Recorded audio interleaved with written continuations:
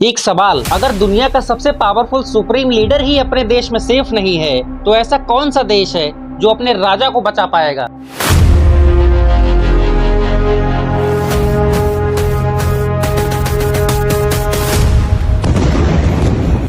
28 फरवरी 2026 की सुबह ये सवाल असली बन गया। ईरान के सुप्रीम लीडर अयतोल्ला खमेनेई, जो 37 सालों से 1 अरब से ज्यादा लोगों पर राज किया करते थे, वो एक इजरायली स्ट्राइक में खत्म हो गए। और ये सिर्फ शुरुआत थी, क्योंकि उस एक रात में पूरी ईरान की मिलिट्री लीडरशिप खत्म कर दी गई।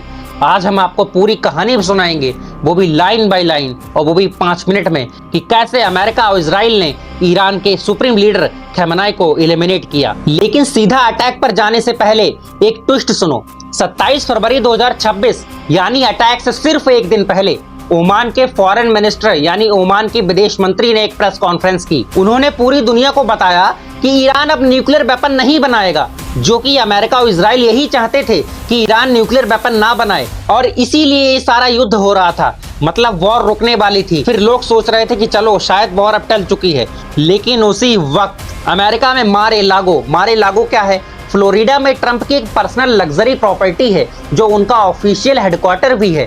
ट्रंप ने अपनी वॉर काउंसिल के साथ बैठ के इस ऑपरेशन को हरी झंडी दे दी।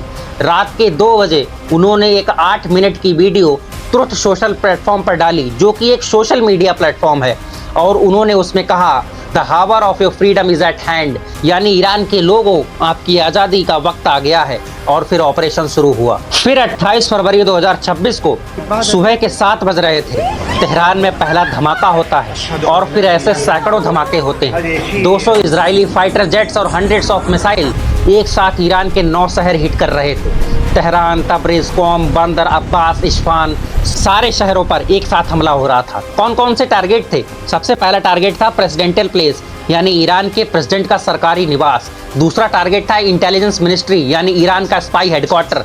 तीसरा टारगेट था डिफेंस मिनिस्टर, यानी ईरान की फौज का central office. IRGC basis, IRGC क्या है?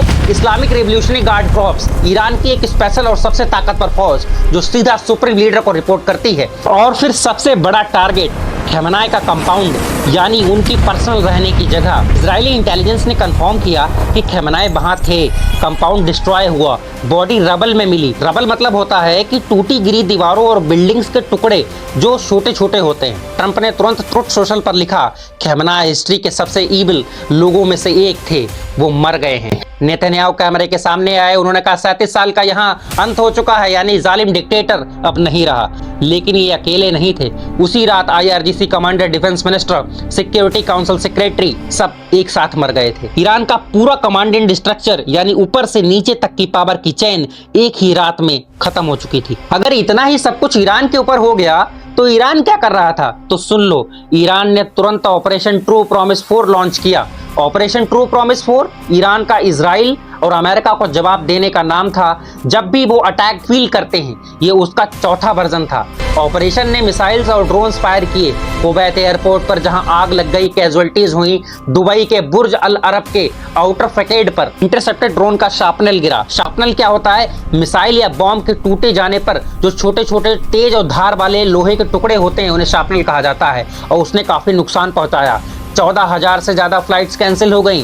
पूरे मिडिल ईस्ट का एयर स्पेस बंद हो गया। अमेरिका को भी कैजुअल्टीज आई। 3 अमेरिकन सर्विस मेंबर किल्ड हो गए पहली बार इस ऑपरेशन में। और अब वो पार्ट जो पूरी दुनिया को शॉक कर गया, ईरान के अंदर करगिल, शिराज, इस्फहान में लोग सड़कों पर निकल के सेलिब्रेट करने लगे। अरे सेलिब्रेट, खमेनेई की मौत की खुशी में पागल हो गए। 37 साल बाद पहली बार कुछ लोगों को फ्रीडम का एहसास हुआ। साउथ ईरान में तो खमेनेई के मोमेंटम को भी टपोल कर दिया गया। जब कोई भी स्टैचू किसी की यादगार में बनाया जाता है और उसे गिरा दिया जाता है गुस्से में आकर, तो उसे मोमेंटम टपल करना कहते हैं। जैसे कि 2003 में सद्दाम का स्टैचू इराक में गिरा दिया था 1979 के इस्लामिक रेवोल्यूशन के फाउंडर को। मतलब कुछ ईरानी लोगों के लिए लिबरेशन था और कुछ के लिए एक ट्रेजेडी थी। अब रुकिए, ठंडे दिमाग से सोचिए, इतनी बड़ी मिलिट्री ऑपरेशन के बाद क्या अचीव हुआ? जो अचीव हुआ वो ये है, खमेनेई डेड हो चुके हैं। IRGC के पूरा टॉप लीडर खत्म हो चुका है।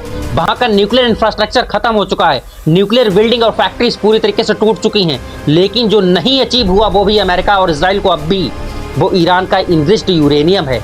आपको बता दूं इनरिच्ड यूरेनियम क्या है। यूरेनियम का वो फॉर्म जो साइंटिफिकली प्रोसेस करके ज्यादा पावरफुल बनाया जाता है, न्यूक्लियर प्रोग्राम का ये फ्यूल माना जाता है। अब भी कहाँ है ये किसी को नहीं पता।